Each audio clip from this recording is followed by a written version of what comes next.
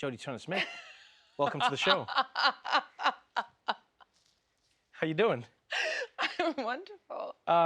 You're much friendlier than you appear in the show. But welcome to it. It's good to have you here.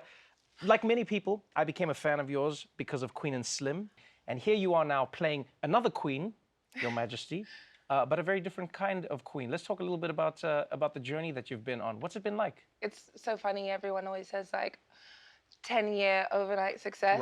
Right.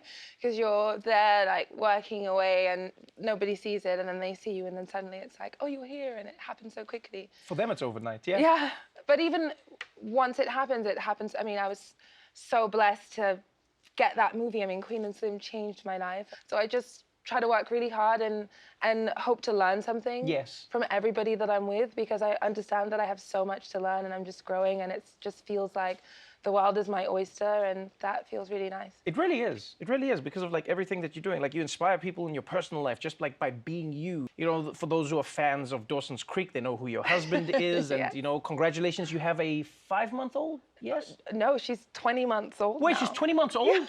Yeah. Why did I think it was 5 months? Because, so I did Anne Boleyn when she was 5 months. That's why. That's when I went back. So that's what's sticking in your head. Oh, that's what it is. But she's 20 months. I mean, look, just the way that you're like, what? I feel the same way. I'm just like so shocked that she's that age. So if your daughter was 5 months old when you were taping this now, this is a very like painful story. You know, for those who aren't familiar with Anne Boleyn, you have this monarch who in many ways was defined by her lack of ability to birth a male heir. And you know, in the series, we see her struggling with miscarriages. We see her struggling with, you know, with giving birth to a stillborn. Like it's a really painful journey to be on.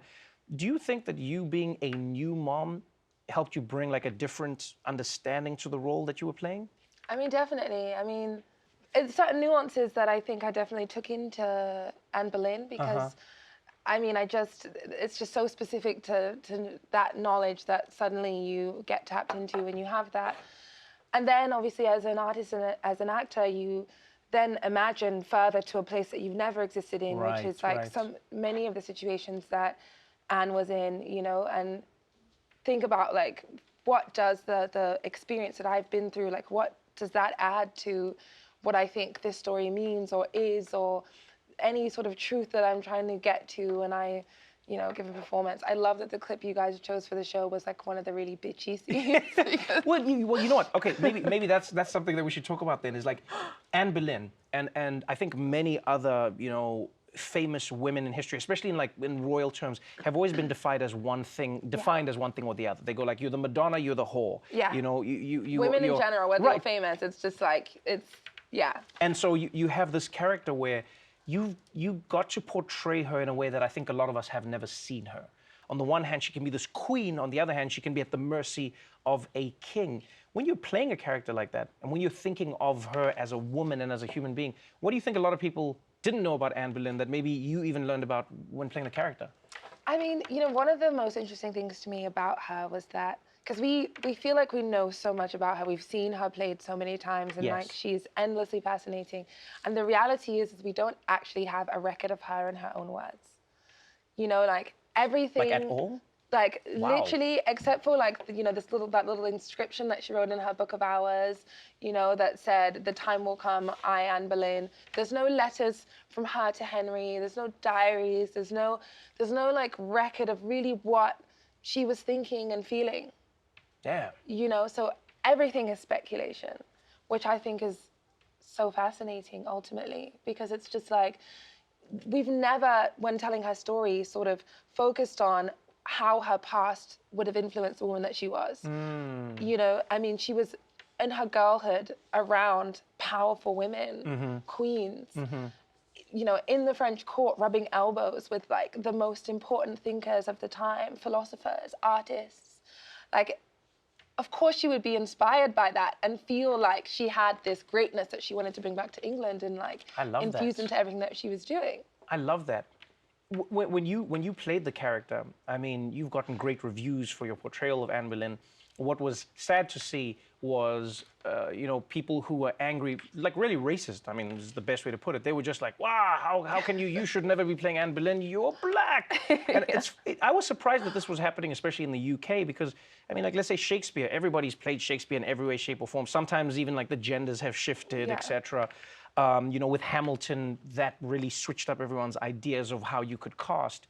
But you seem like you took that in your stride. Were you shaken up by that? Or did you have a different perspective on, like, no, I'm playing Anne Boleyn, and yes, no other black person has ever played her, but I am and I can? I mean, of course I was shaken up by it because I care. So as much as, you try to separate yourself from the things that are toxic and the things that don't really serve you in your artistry, like, I mean, I care, and I'm a caring and feeling person. So, it definitely is something where it's like, when people have a strong reaction, and they're not afraid to let you know. People are very strong on the internet. Very, very strong. I'll tell you that. They will come to find you to let you know exactly how they feel.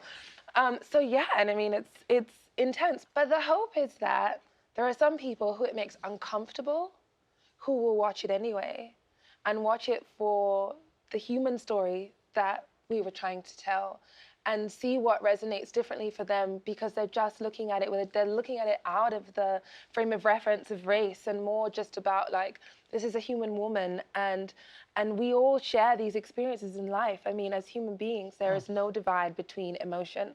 We've all experienced hurt and fear and loss and pain and ambition and desire and love. And so it's like, it's really just trying to tell a story about that. And just to say, like, we knew that Anne Boleyn was not a black woman. We were not trying to say that she was. I just want to just to say. You didn't discover this on the first day of shooting? Wait, what? I know Anne Boleyn was not black. Oh, man. You heard it here first. Oh, Jodie, this has been so much fun having you. Congratulations on everything. Like I say, your journey is just beginning. Thank you for allowing us to be part of that. And congratulations on a fantastic portrayal. Thank you, and thank you for having me. Always.